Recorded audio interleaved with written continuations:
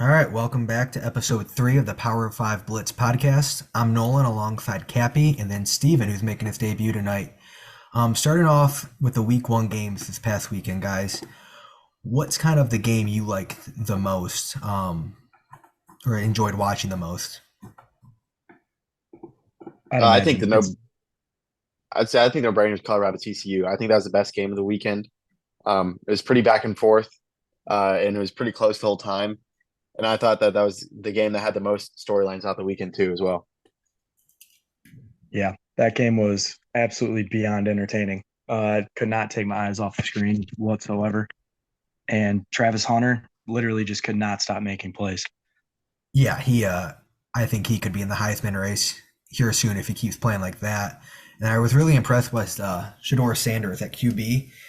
I kind of thought he was a little overhyped to begin with. I mean, I didn't watch him at Jackson State or anything, but I thought, he's a little overhyped because his dad's Dion and everything.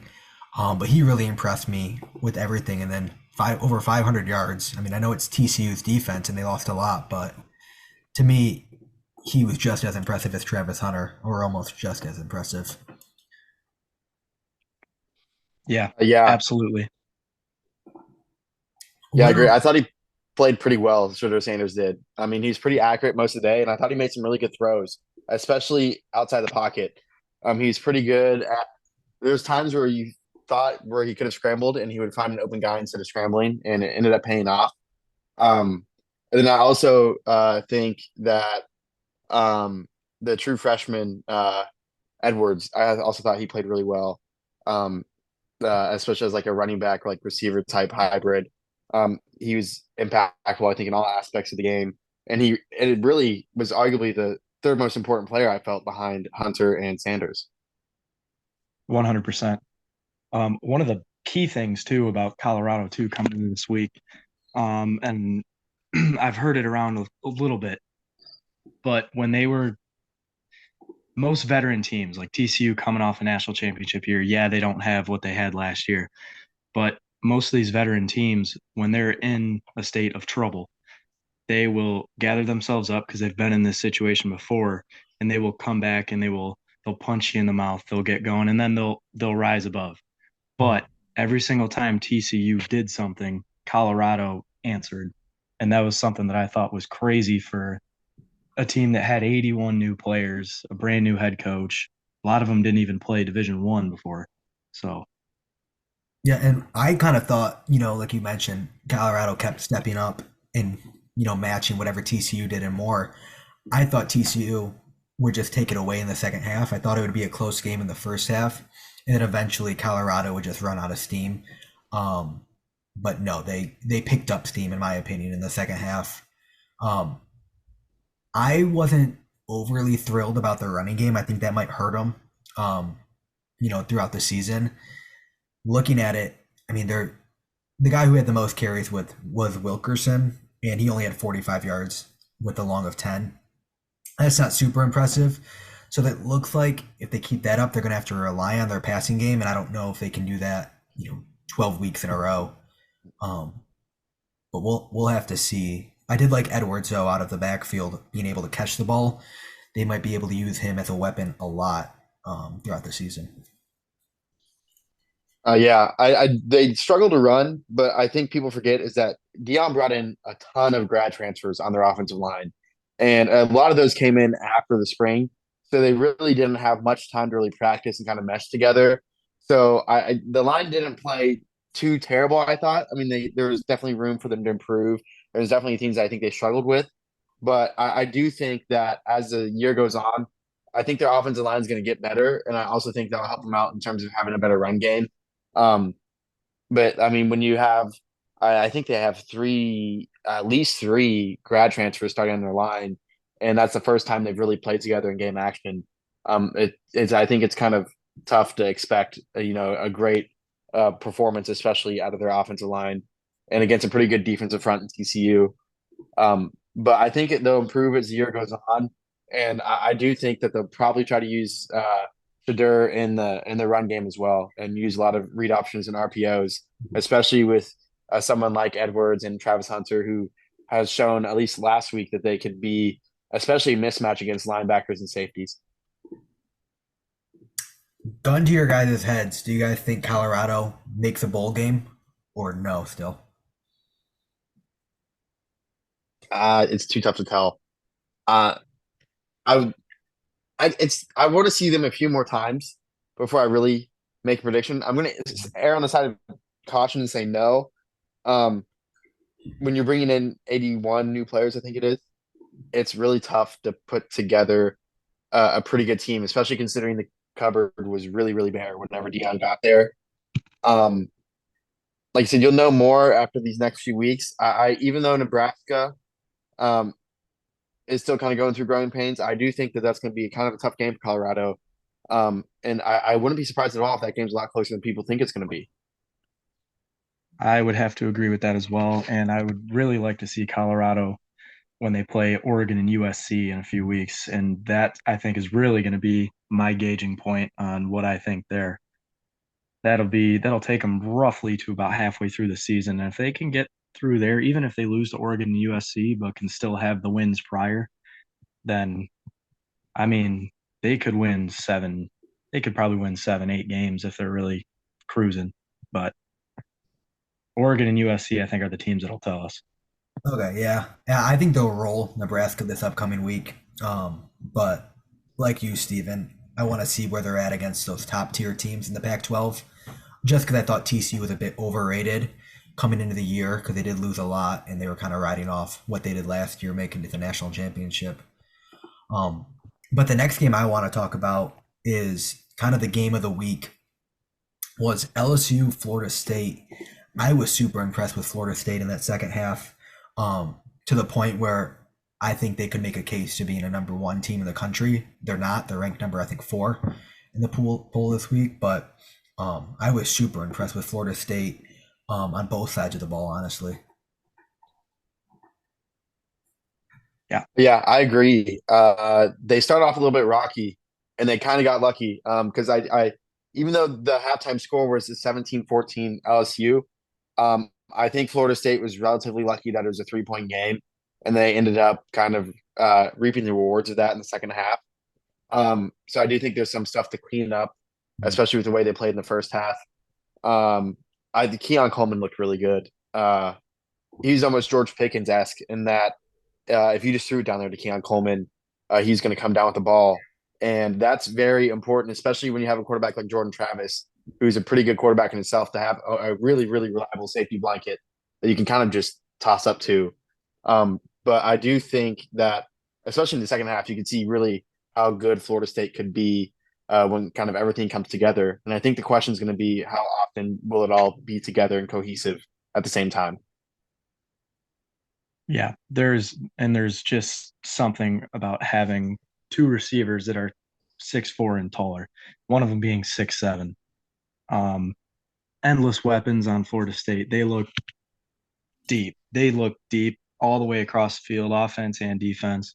I was thoroughly impressed with the thrashing they gave LSU with a veteran quarterback. They made him uncomfortable. It was, I don't know, just through and through a great performance. LSU, on the other hand, I feel like they've got a couple of issues. Offensive line does not look very good.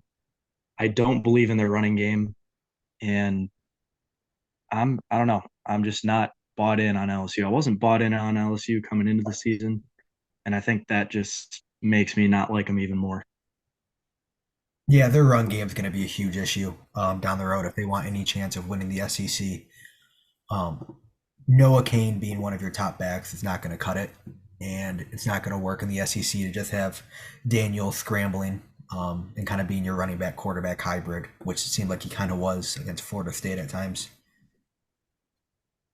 Yeah, and then something else to mention: their wide receivers had a lot of drops uh, Sunday night. I especially I think the key one was I think it was in the third quarter, might have been early fourth. The play before that kind of big turnover that really where the wheels officially fell off for LSU. Uh, Daniels had an open receiver down the field 1-on-1. He had the corner beat, and the ball goes right through his breadbasket. And when you're looking at plays, if that ball's caught, Florida State might go on to score a touchdown there. And then instead of going down. I think they went down to 3 scores after that. They're back within 7 points, and you kind of shift the momentum a little bit. But that was, I think, the most important drop that happened last night. But there was drops throughout the whole night from their wide receivers, and I think that that's something to keep an eye on because Daniels did have a pretty good night, but he could have been a lot better if his receivers helped him out a bit, I thought.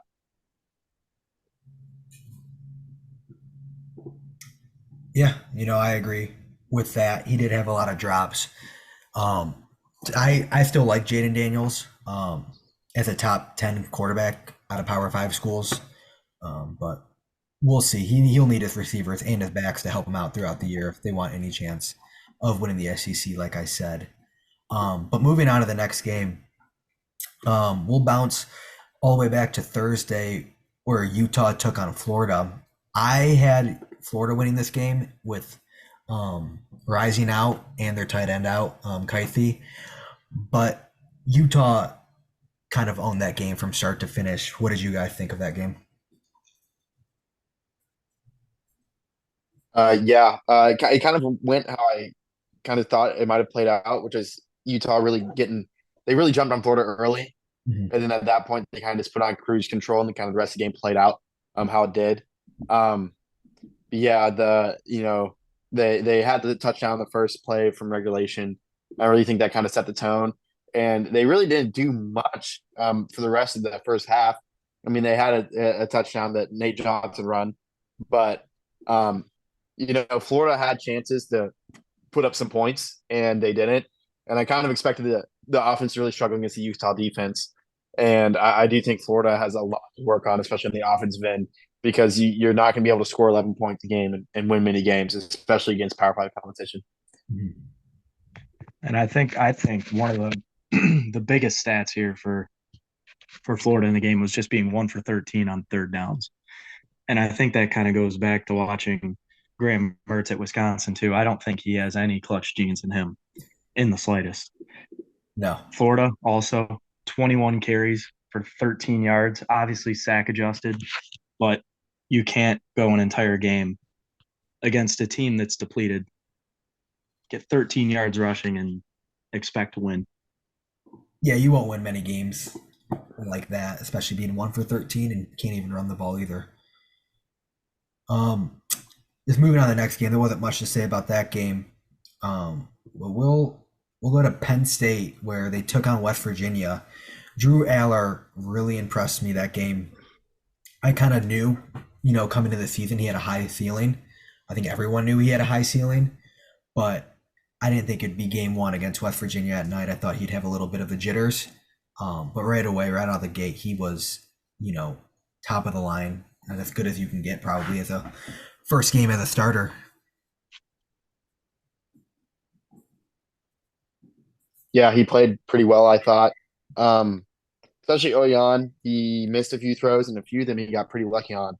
I can remember two, I think almost surefire INTs, I'd call them, that kind of fell through West Virginia's hands. But he got more comfortable as the game went on. And I think that shows, especially when you kind of look at the box score.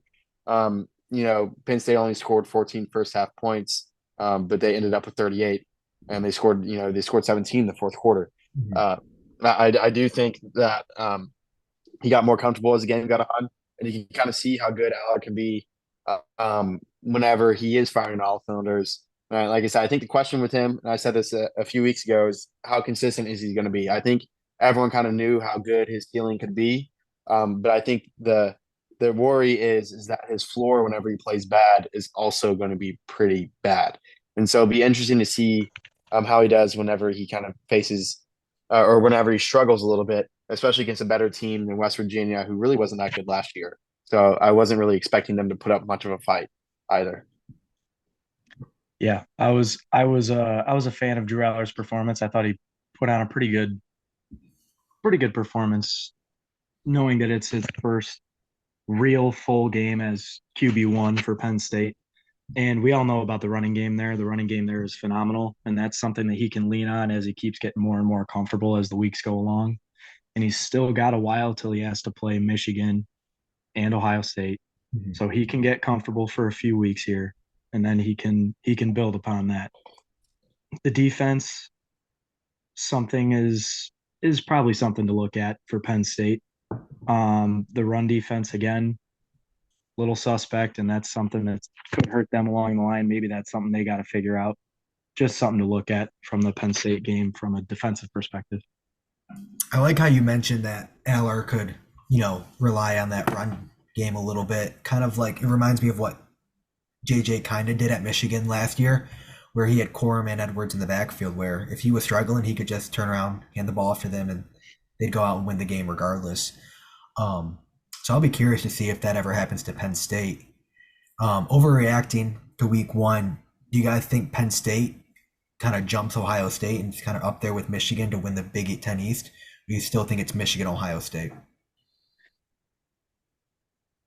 I think it's still Michigan, Ohio State. Um, the like I said, Alar, I still think he needs to if he can show consistency, I think that's going to be key.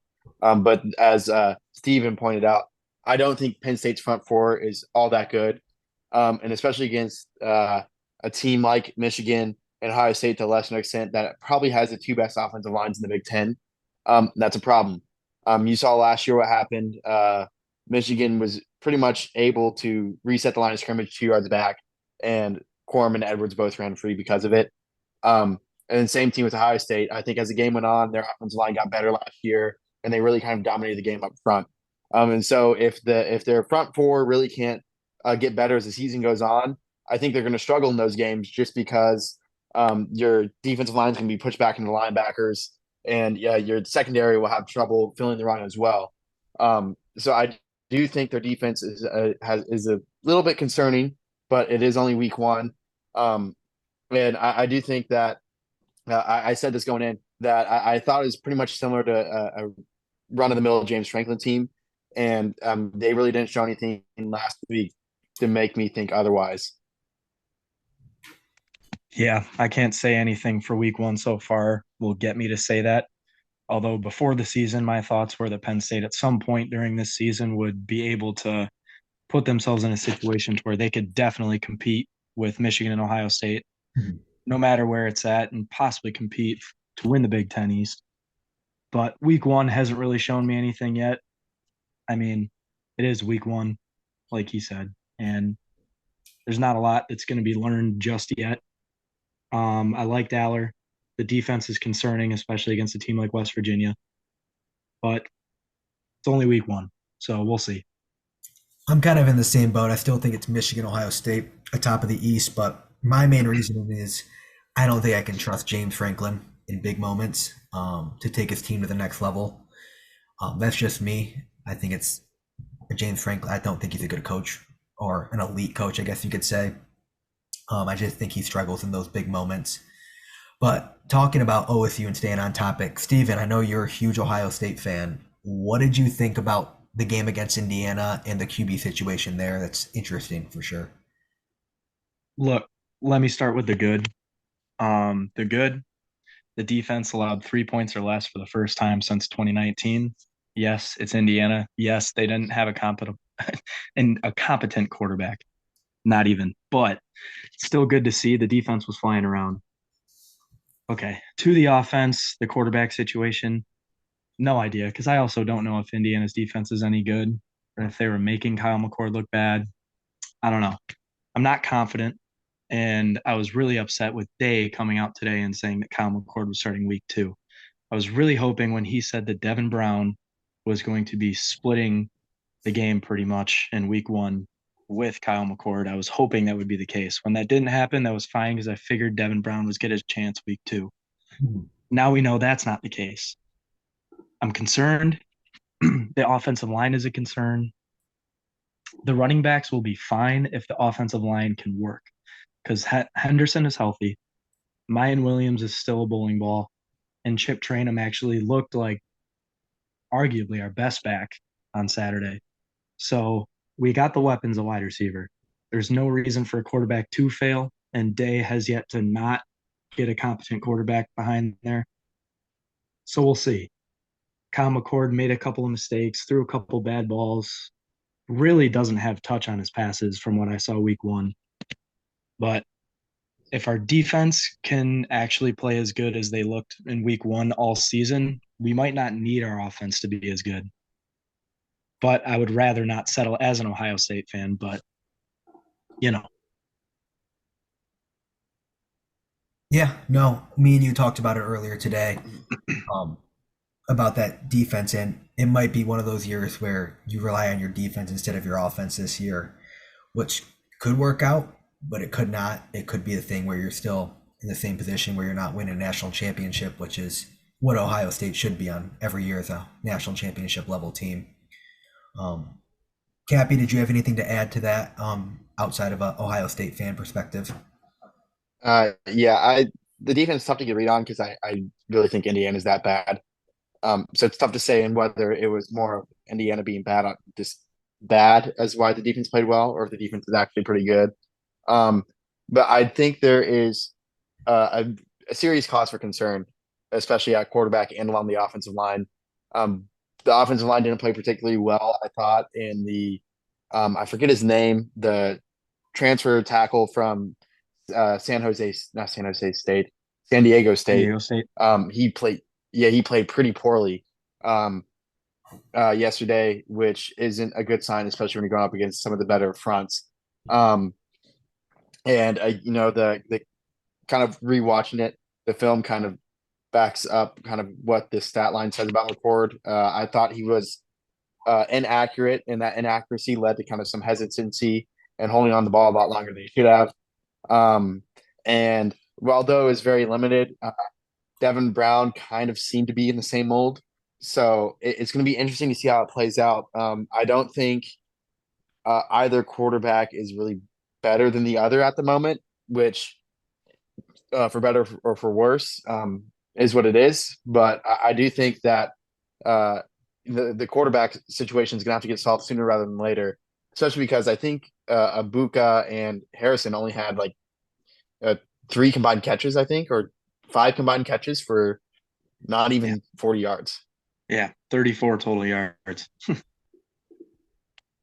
Yeah, I And know. if you can't find a way to get the ball in their hands, that's a concern because I feel like even I could put a ball to where Marvin Harrison could at least get a paw on it.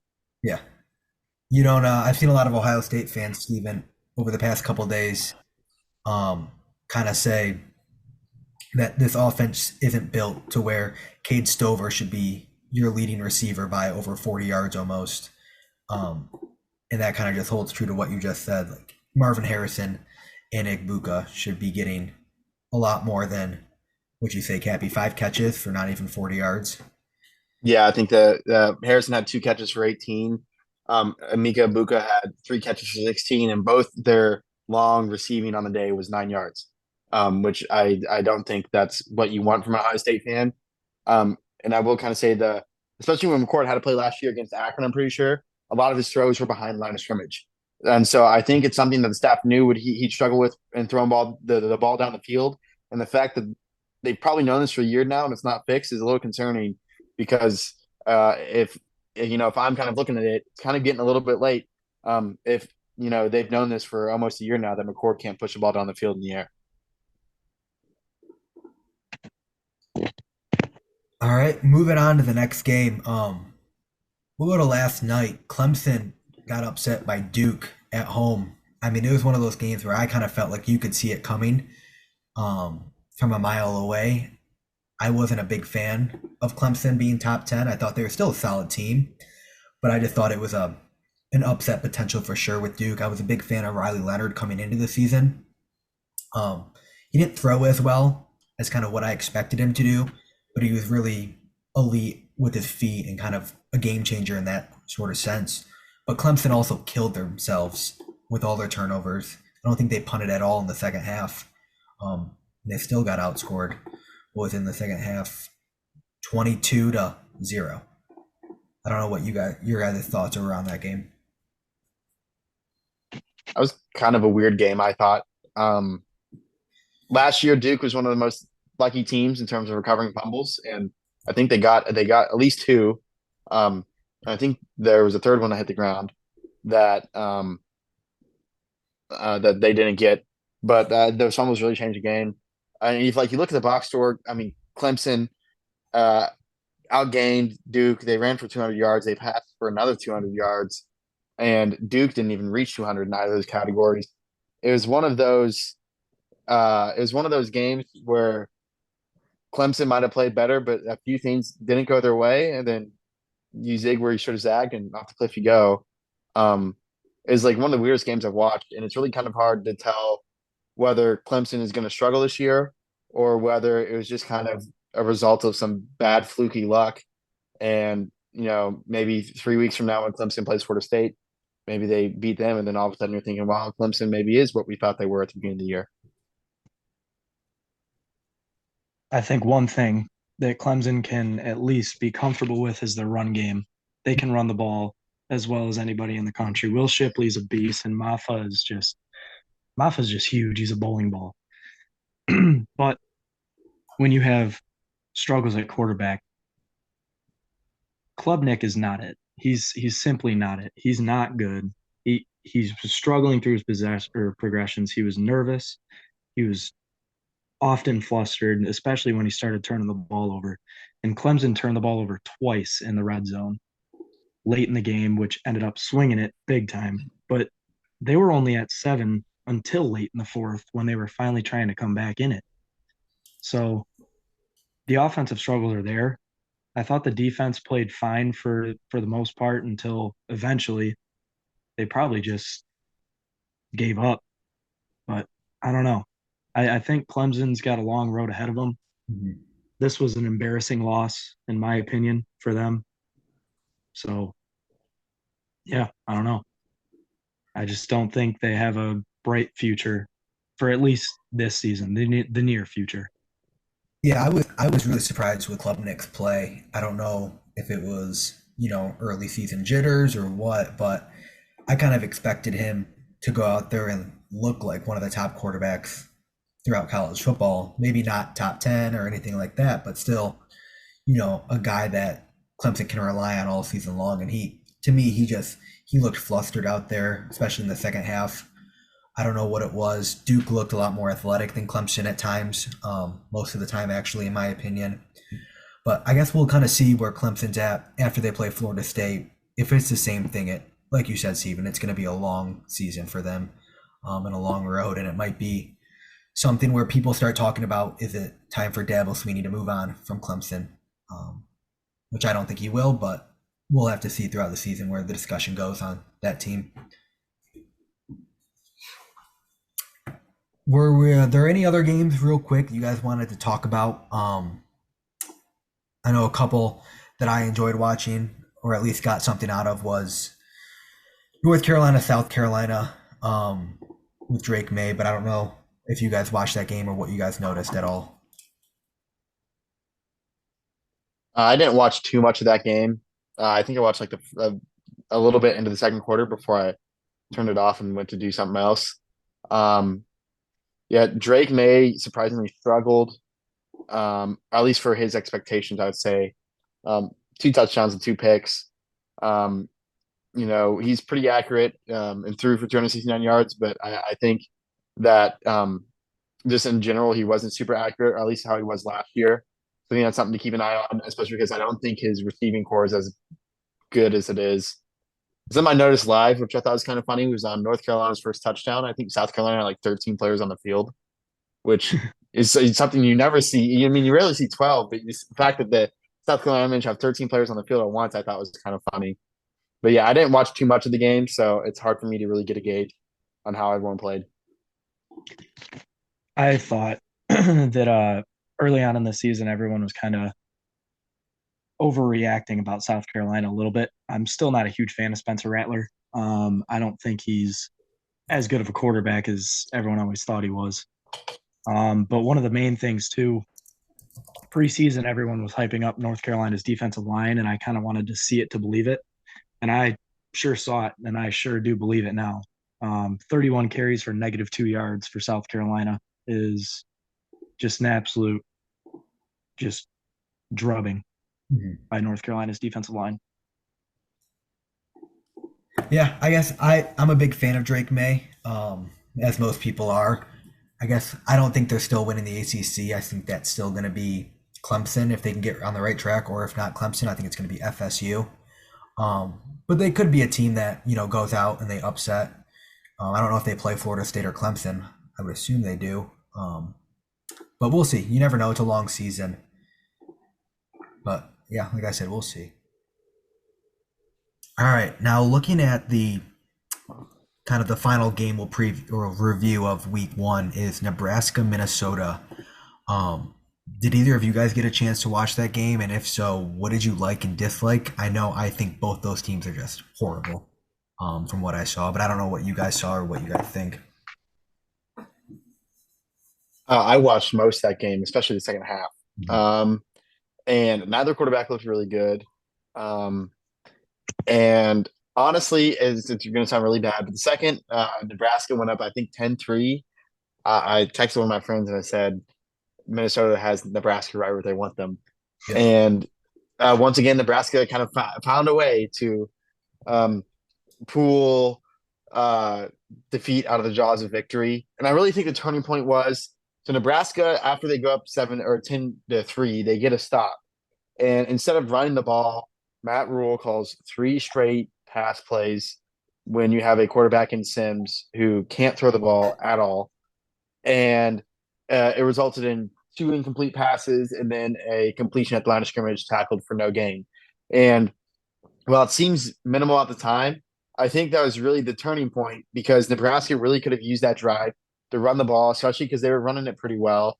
And they could have used that drive to get some time milked off the clock, and they didn't. They really didn't waste any time. And then that ended up leaving enough time for Minnesota to score a touchdown there at the end.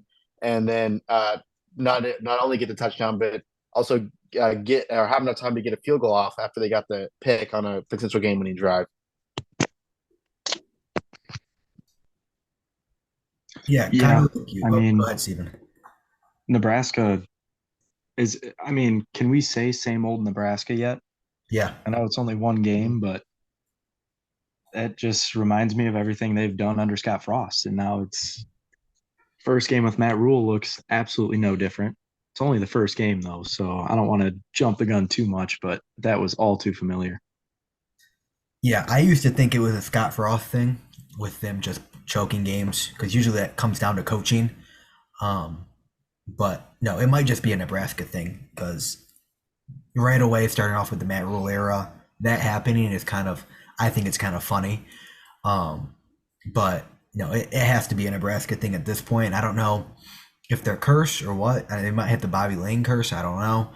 But I guess we'll see how they do about with Colorado this weekend, and kind of moving transitioning to Colorado. What do you guys expect from Nebraska and Colorado this weekend as Nebraska goes to Colorado and they kind of play this rivalry game again? I think that game's gonna be a lot closer than people think it's gonna be. Um, I think partly because I think Nebraska especially is gonna rely heavily on the run, but also because I think Colorado is gonna have a little bit of a letdown game. They're gonna come down a little bit.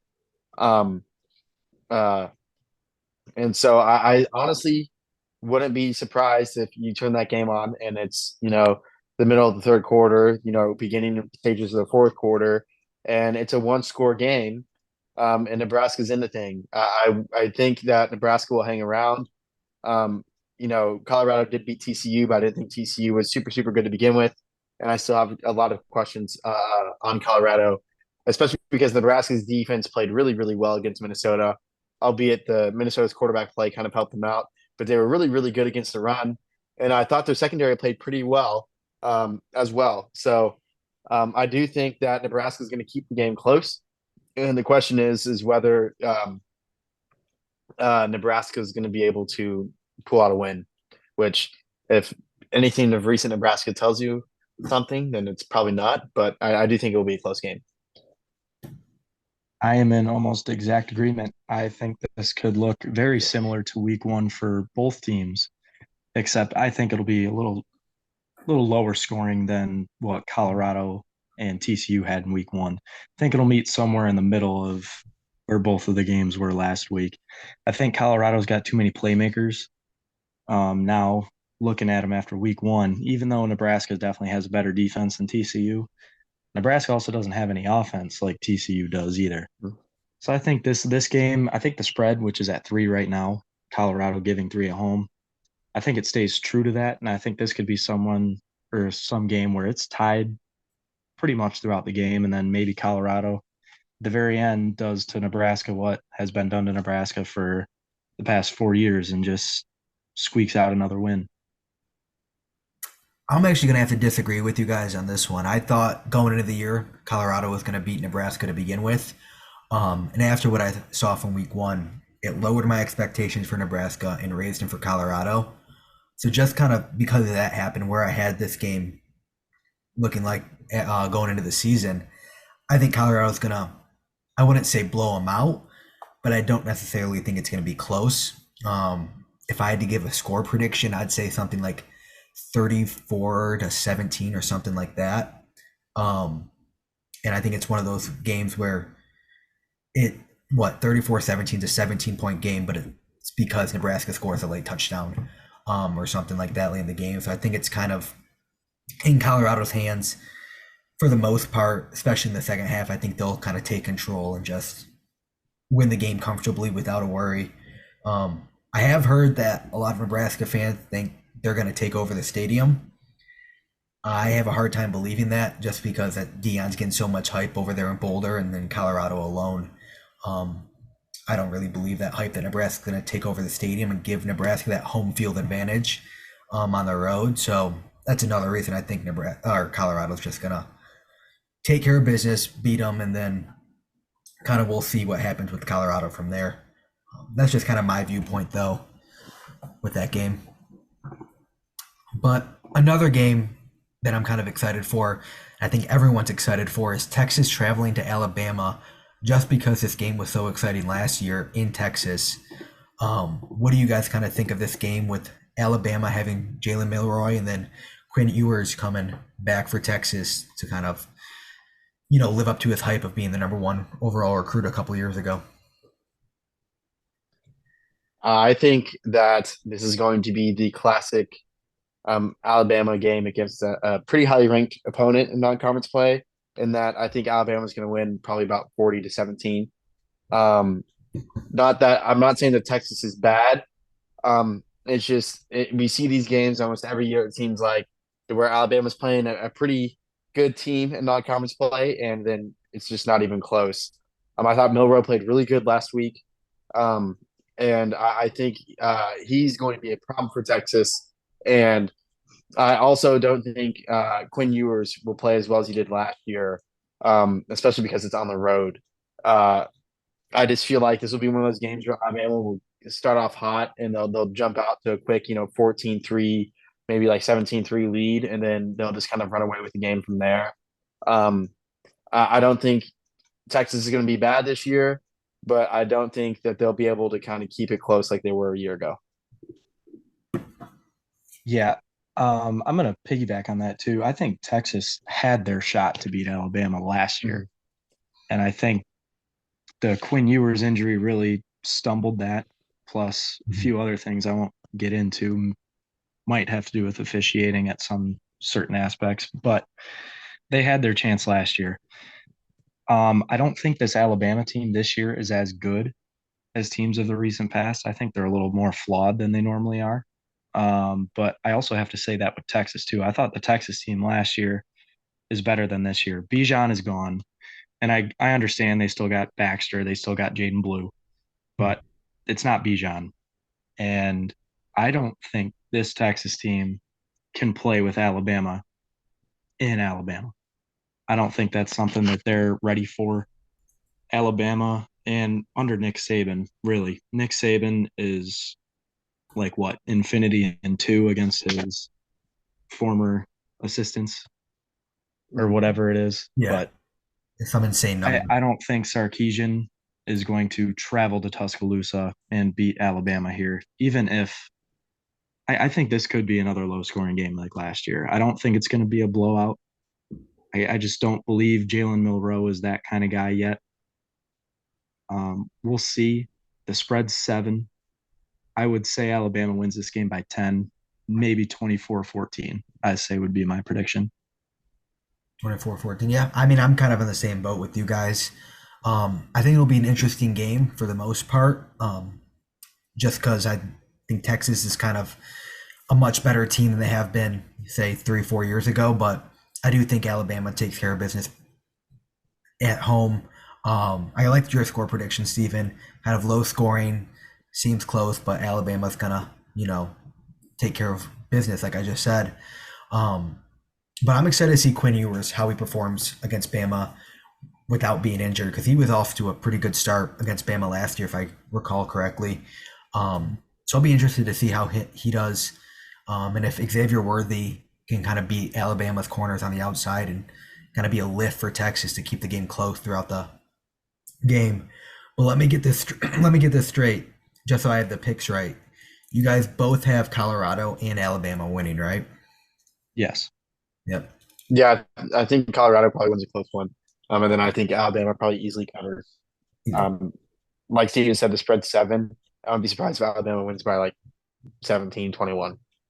I really don't think that game's gonna be particularly close. And just speaking of picks, real quick, Cappy, you did go in the picks we did for week one, kind of the Thursday and Friday games. You did go 7-0. So you're now undefeated on all the picks. Pressure's on. Yep. Man, that's a lot to Pressure's compete on. with in my first weekend, huh? Yeah. Yep. Steven, you're 0-0, so you're off to a good start. Still. Hey, haven't lost yet. I did have a loss. I did pick Florida, like I mentioned, but we're all off to a pretty good start. We'll see, though. But kind of the next game to talk about is it's not really a fun game, but it is a rivalry that's always really close. And that's, to me, Iowa at Iowa State. Kind of Iowa needing to score over 25 points a game for Brian Ferentz to keep his job as OC. And they scored 24 this past week, but I wonder how they'll do against Iowa State. Their in-state rivalry that's always really low scoring, really close. Do you guys think Iowa's new offense with Cade McNamara could kind of make it not a Iowa State game and a high scoring game? I don't think so. Cade didn't look too bad on the stat sheet last week, but for the most part, it was pretty much the same story that Iowa had a year ago on the offensive side of the football. And like I said in the kind of preseason preview, even though Cade is an upgraded quarterback, I think that Ferentz is handicapping that offense so much that I don't think that matters. So I do think offense is going to be concerned for Iowa, especially in games like this against rivals and against other Power Five opponents. I do think that would be low scoring, close games. I think the only saving grace Iowa has is if their defense can force a lot of turnovers. But when you're banking on a lot of turnovers to really take control of football games, I don't think that's a good recipe for success. Yeah. All I really got to say about this game is yuck. I'm not particularly interested in watching this game. I'll probably tune in. Yep. Actually, I'll be working a double that day, so I will be tuning in at work. Unfortunately. But both offenses are atrocious. There's nothing really to like about either one of them. It's a rivalry game, so I mean, there's going to be some heat, maybe some special plays drawn up as much as Ferentz can. Iowa State's favored on ESPN, but it's a 4-point spread in favor to Iowa. Over under is at 36.5, and if I put money on it, I'd probably say under. Yeah, I was gonna say that's a high over under for that game. Exactly. Yuck, as I said earlier. I'm gonna go Iowa in a barn burner, say about maybe 9-6. Wouldn't surprise me, but in reality, I'm gonna say 17-13 Iowa. Cappy, you got a score prediction? Yeah, I don't have a score. I do think Iowa's going to win, but I also think Iowa State's going to cover. I think the spread's 3.5. Let me look real quick. Yeah, I think it says 4 2.5. 4 here on or 4. Yeah, sorry, yeah, 4. Yeah, so I think Iowa's going to win, but I wouldn't be surprised if Iowa State covers, because I don't see this game being super high scoring. I'd really be shocked if either team scores more than 20 points. Yeah, I'm kind of on the same boat with you guys. I'm taking Iowa, but this game, like you said, Steven, it's gonna suck. But I'm gonna tune in just because it's Iowa State, and there's not a whole lot to watch this weekend. Um, but yeah, I'm taking Iowa. It's not a game I want to watch, but I will watch a little bit of, not much. Um, but I'm excited. Another game is Texas A&M at Miami. I know Miami's not, the Miami of the past, but I do think Texas A&M and Miami can be a really interesting and good game. I'm not sold on Texas A&M being a top 25 team just yet. I think a lot of that's the typical Texas A&M hype. But where are you guys feeling with this game? I haven't seen uh, either of the teams play yet this year, so it's hard to really get a gauge. Wiegman played really well last week, though, I thought. He threw for 5 touchdowns. I think threw for 240 yards almost. Um, and I did think that watching bits and pieces, I did think he played well. Um, but yeah, I haven't really seen these two teams much, so I will kind of be watching this game. It's in the afternoon slate, so I kind of be flipping back and forth between this game, the Iowa State game, and then the Michigan game. So I'll kind of be keeping an eye on it. But it's going to be interesting to see how Texas A&M does because I think it's on the road too. I think they have to go to Miami, so it'll be interesting to see how Texas A&M does on the road.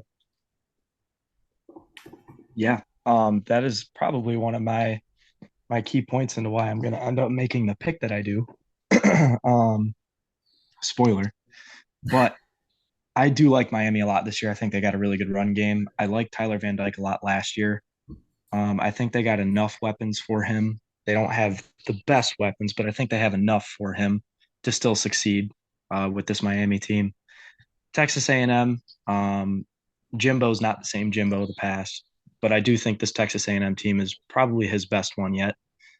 That being said, Wiegman is going to be in Miami on a Miami team that really looked solid week one. I know it's against Miami of Ohio, but they did look really solid, complete. I don't know what to see from Texas A&M's run game, and I don't know if Wiegman can get it all the way done on the road with the passing game, even with Stewart as the wide receiver one, and he is a stud, no doubt about it. I'm going to go Miami, um, and I'm going to take them probably 31 to 24. I think is probably a good one. And Texas A&M is giving 4.5 in that game on the road. Yeah, I didn't mention my pick, but I agree with you, Steven. I'm taking Miami, solely because, like I mentioned, I don't think Texas A&M is as good as a top 25 team is, and I think they're always overrated. Um, and I watched a little bit of Miami, Ohio, and I was impressed with Miami, like you said. Not so much where I think they're some good or great team. I think they're a decent team, a solid team, team good enough to beat Texas A&M. So that's kind of why I'm going with Miami. Cappy, did you give a pick? I might have missed it. I'm also doing a Uh, football draft, so no, I didn't. I think Texas A&M is going to win. okay. Um, I Miami, I don't think is good enough offensively, and I do think Texas A&M is a little bit better defensively than people are giving them credit for. So I see Texas A&M winning. I don't know if they'll cover. I think they're 4-point favorites. They might win pretty close, but I think Texas A&M will probably win by a score. Okay. Well, that's one different one where we can catch up with you on the picks. But one And game, that will be what's happening. yep, one game I didn't have on the list, but I do want to mention. I kind of forgot it was happening this Friday. Is Illinois at Kansas? And 2 years ago, no one would want to watch this game because both teams were atrocious. But now both teams seem to kind of be on the upward trend, and it could be a really interesting game, especially for a Friday when I'd rather watch that than Indiana State at Indiana. Um, so, are you guys going to be watching this game at all? Are you guys interested in it or not? I know I'm kind of throwing it on you. I didn't have it on the sheet to talk about, but I kind of forgot about it. Yeah, I'll be tuning in this game Friday night. So I will be kind of keeping my eyes on this. I wasn't super impressed with Illinois last weekend. Um, I thought that game was a lot closer than it should have, and I honestly think they probably should have lost the game. I think they kind of got lucky by winning. Um, Albeit Toledo's, probably one of the best MAC teams, if not the best MAC team in their conference this year. But um, again, it's a MAC team. So I don't necessarily think Illinois is going to win this weekend, especially with it being on the road in Kansas. Um, uh, Illinois, especially their back end, kind of struggled a little bit now that they lost everyone, and they gave up 230 yards passing. And I really think um, Kansas is going to give Illinois fits with their quarterback play because he can threaten with his arm as well as his legs. So I do think Kansas wins this one, and I wouldn't be surprised if Kansas wins this one and ends up covering their 3.5 point spread. But I do think just the way Illinois plays football, that it's probably going to be a lot closer than people think. Illinois tends to slow down the game, and generally they find themselves in low-scoring games. But I do think that Kansas and their offensive prowess will ultimately pull through. Yeah, I think I'm going to have to agree there as well. Illinois was not impressive at all last week. Toledo is Toledo. Yes, they can be the best in the MAC, but Illinois is supposed to be on the rise, and that was not looking like a team on the rise there. They looked lethargic, slow, just every word for slow you could think of. Just not out there ready like I thought they would be. I thought they were going to be looking a lot better than they did. Kansas has about a high-powered offense as you could ever say Kansas has had in at least my lifetime. And last year's their offense was pretty good too, and I think it's even better this year. I do have to agree though, Illinois does play a lot of close games. I think they will find a way to keep it close, but I do have Kansas winning, and I probably will take Kansas to cover too. Yeah, I'm kind of with you guys, and it hates me to say that, just because Illinois has always got a soft spot in my heart since I did go there for a year. But I wasn't, excited about Illinois coming into the year. I thought they lost too much on offense and on defense to kind of be be similar team to what they were last year. And I think just traveling to Kansas at night, even though Kansas isn't electric, they are better than they have been in the past. Kind of the best they've been in the past, it seems like 100 years. So I do think Kansas kind of takes it to them. Not a high scoring, not a large margin, but I don't know. I would say somewhere like 24-20 score wise in favor of Kansas. That's kind of where I'm leaning. I don't know. I think Kansas might be getting their quarterback back. His name's slipping my mind. I think I read something that he might come back this week, which would obviously help him. But I'm also excited to see those all black uniforms they're bringing out or whatever it was. Yeah, those are sexy. Those look really good. Those would be cool to see. But were there any other kind of big games this week that you guys wanted to talk about before we kind of get to the meaningless Power 5 games, or the ones that aren't as important? I wouldn't say it's a big game, but one that I'm kind of intrigued by is Ole Miss at Tulane, especially because Tulane's coming off the great year last year. I'm kind of intrigued to see how that game ends up playing out. I thought in terms of getting a New Year's Six draw, Tulane got really lucky because I thought they got the worst New Year's Six team in USC last year, and they took advantage of it. And so I do think that this game's going to be an interesting one to watch. Obviously, both teams are ranked, and it's really hard to say how good Ole Miss actually is going to be, especially because I'm a little bit skeptical about how good of a coach Lane Kiffin is. But with that being said, I do feel like this is one of those games to where Ole Miss probably ends up winning, and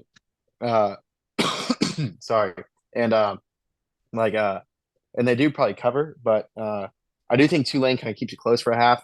They're not a bad group of 5 teams, so I do think it's interesting to see them play, and I think it's on the road at Tulane too, which is something you don't see often. SEC team going to play on the road against a group of 5 team. Yeah, I'm in total agreement here. This is one of the games that I wanted to bring up as well. Um, I and like you don't believe in Lane Kiffin, I don't believe in Jackson Dart. I don't think he's that great of a quarterback. Um, I think Tulane maybe could make him struggle a little bit, but where I think Ole Miss ultimately comes out on top here is their run game. I know Zach Evans is gone, but he was really just behind their number one running back last year, Quinshawn Judkins. I think Judkins is going to absolutely destroy Tulane. Um, I think this game, it's 7.5 point spread, and which is a tough spot. But I would say Ole Miss would probably cover this. So I am taking Ole Miss. And the over under is at 65, and I see that being over because I don't believe Ole Miss has a defense. Cappy, real quick, did you take Ole Miss or Tulane? You might have. Ole Miss. I think they'll cover as well. It's one of those things where I feel like Tulane, while they're a good group of five team, I think they're past the point of sneaking up on people, especially after beating USC last year. So I don't think it's one of those games where you feel like Ole Miss is kind of not really taking them seriously. I do think it's a game that Ole Miss is going to come out and uh, really take control of early, especially because again they're ranked and they did make some noise last year. Yeah, I mean it's the only ranked versus ranked game this week. Um, outside of Bama, Texas, but I'm kind of with you guys. I think Ole Miss is going to win. I do like Tulane to cover though. That plus 7.5, I think it is. I do think it'll be closer. I think Judkins is going to have a big game for Ole Miss, but Pratt, I really like Pratt a lot. I think he's one of the top quarterbacks in the country. And if he was playing at a Power Five, I think he'd get a lot more media attention. So I do like Tulane to cover, but I am taking Ole Miss overall. Um, but other than that game, were there any games you guys wanted to talk about? Steven, I know your Buckeyes are taking on Youngstown State, I think it is. But Yeah, that, that there's should be a there's pretty no straightforward there's game. no need to really talk about that. I mean, we all know what's going to happen. The margin of victory we don't know, but we're going to win. It's Arkansas State. Mhm. Um, I just want to see Devin Brown play the whole game there so we can actually have a QB competition like I thought we were going to. But regardless of that, there's nothing that needs to be really said about that one. And then Cappy, the Wolverines are taking on UNLV. Anything you want to say say there? It should be Uh, a pretty straightforward game too. yeah, I think UNLV might be a step down from ECU. Uh, Yeah. ECU run blitz the hell out of Michigan last week. So Blake and Don really didn't have the games a lot of people thought, especially because in the second half, Michigan was pretty nice and ran into nine-man boxes the whole second half. I do think that if UNLV wants to go with the defeated with dignity route, then JJ will also look pretty good in the half that he actually throws the football in. And then it's one of those things where it's hard to say if Michigan would cover or not because Michigan doesn't really want to run up the score on anyone. They want to shorten these non-conference games and kind of get in and get out. Um, so it's tough to say, if Michigan would cover, but I really don't think that game would be close. The defense played pretty good. I legit think Michigan probably has 8 defensive linemen that they rotate that could probably start almost anywhere else in the Big Ten. So um, I don't think this will be a particularly close game. It'll just be interesting to see how the run game does now with Sharon Moore back on the sideline because he's a pretty key component along with Jim on orchestrating that run offense last year. And obviously, both of them were not there last week. Um, not that it really mattered, but it'll be interesting to see how the run game does. Yeah, that makes sense. Kind of, we don't have much time left, so just I kind of have a handful of games, and we'll just pick them real quick. I'll make my pick, and then we'll move to Cappy and then Steven. But starting off with my Bearcats traveling to Pitt. Pitt's favored by 7.5. I'm taking Pitt still, sadly. Cappy, who do you have? Yeah, I think Pitt is gonna win that game. Um, Cincinnati's without Luke Fickle, so they really don't have the coaching advantage anymore that they might have had, especially against some of these lower tier Power Five teams. So I do think Pitt wins that one pretty convincingly. Yeah, I mean, I'm gonna have to follow suit and go Pitt, but I do think this game's gonna be a little bit closer than people think. I do like Pitt this year. I think they're pretty good, but I also think Cincinnati showed a little bit in week one, obviously not against a very good opponent, but for who they are now. They're in the Big 12 now, by the way. You can't discount that. They are in the Big 12 now. It's Power 5 maybe for one more year. But Pitt, they'll be my pick. Next game is the Notre Dame. They've been pretty solid lately, but they're traveling to NC State. This could be an upset matchup, but I'm still sticking with ND. I don't think NC State's got the firepower. What about you, Cappy? Yeah, I think Notre Dame wins pretty convincingly. In the way both them and Ohio State have started their seasons, I think that Notre Dame Ohio State matchup's going to be a really intriguing one here in a few weeks. But I think Notre Dame takes care of business and pretty easily beats NC State.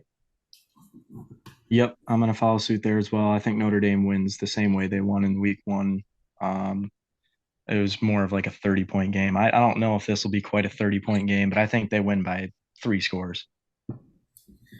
Moving on, Utah's traveling to Baylor. Baylor just got off a week with a bad loss to Texas State. So with that being said, I have to take Utah. I was going to take Utah to begin with, even if Baylor didn't lose to Texas State, but I'm just still sticking with my Utah, and I'm more confident now. Yeah, I'd take Utah as well. Their defense, I thought, played really, really well last week. Even though it was against Graham Mertz in Florida, I thought the defense was pretty good. And the backup quarterback seemed to at least have an idea of what he's doing, which is a lot better than you can hope for with most backups. So even if Rising doesn't play, I do think Utah will take care of business. Yeah, I think I can also comfortably take Utah this week as well. Absolutely embarrassing by Baylor last week, but I don't think that'll play into effect this week. I think this could be a decently close game, but Utah will pull it out. All right, next game. Yeah, we're not going to pick that game anymore. But then Oregon at Texas Tech. Oregon coming off an 81-point performance. I'm still going to have to roll with Bo Nix and the Ducks. And then also Texas Tech. I think they just lost to Wyoming in like double overtime or something like that. So I'm going with Oregon. What about you, Cappy? Yeah, I think Oregon wins that one pretty convincingly too. I think one of the funnier storylines is that within the last 2 years, especially since going to Oregon, Bo Nix has kind of went from being an average quarterback to a quarterback that's actually pretty good. So I do think that it'll be interesting to see how Nix does, especially against the tougher competition this year. But I don't see that game being super close either. I think Oregon will win pretty convincingly. I think Oregon's going to come out this week. They're going to be a lot more tired. I think they're going to score maybe 49 points this week, and Texas Tech is not scoring that much. So give me Oregon. These next 2 games, they're not going to be on a lot of people's radars, but I think they could be pretty interesting. First one being UCF traveling to Boise State. Boise State kind of just got thumped by Washington, but they stuck with them for the first half. And I'm going to have to go with Boise, honestly. I don't know if you'd call it an upset or what. I don't know what the spread is off the top of my head. It looks like it's UCF minus 3.5. So technically it's an upset if you go by the spread. But yeah, I'm going with Boise winning at home against UCF.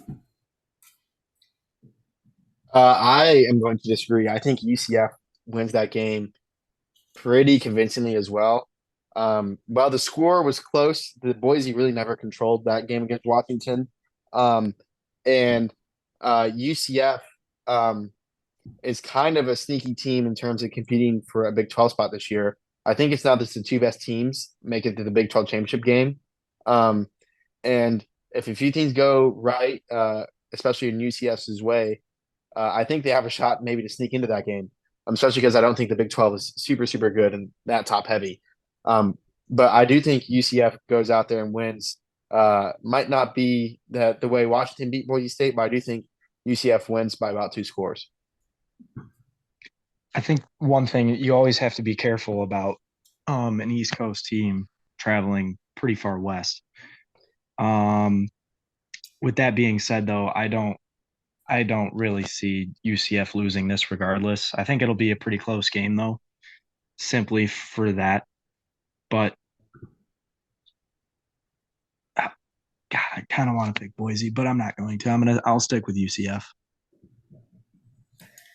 And then the final game we'll pick is going to be Auburn at Cal. Auburn, Peyton Thorne struggled his first game, but I don't think anyone's ever watched a Cal game, so there's not much to that game or that team. But I'm gonna have to stick with Auburn, going on the road and beating Cal.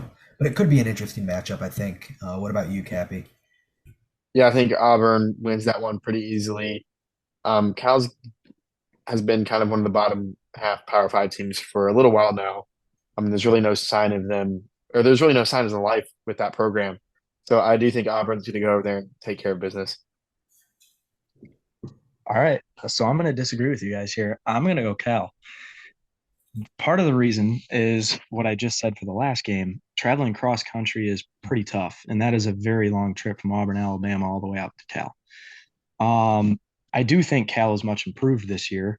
Um, the defense is a lot better than it used to be. And last year they showed signs of the defense getting better, and this year I think they've got it. They have a lot of return.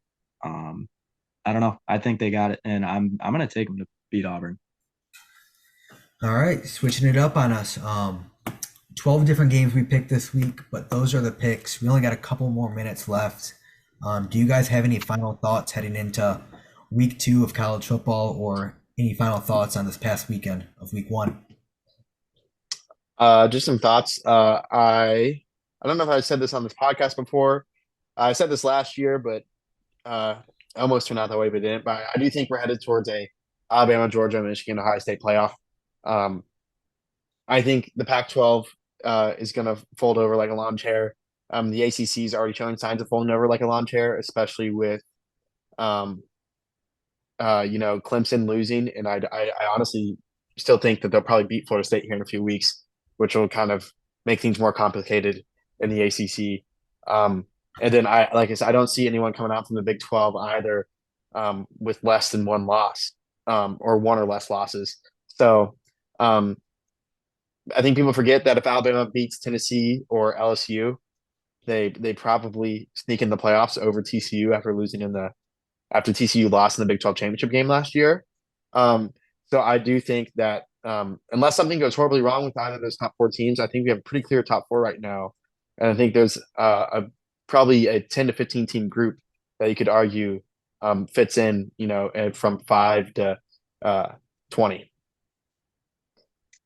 Yeah, I mean, those would probably be my 4 picks as well. The only one that could spoil it is Florida State, in my opinion, Mhm. just because the ACC might be really that weak around them. They might be able to squeak through it.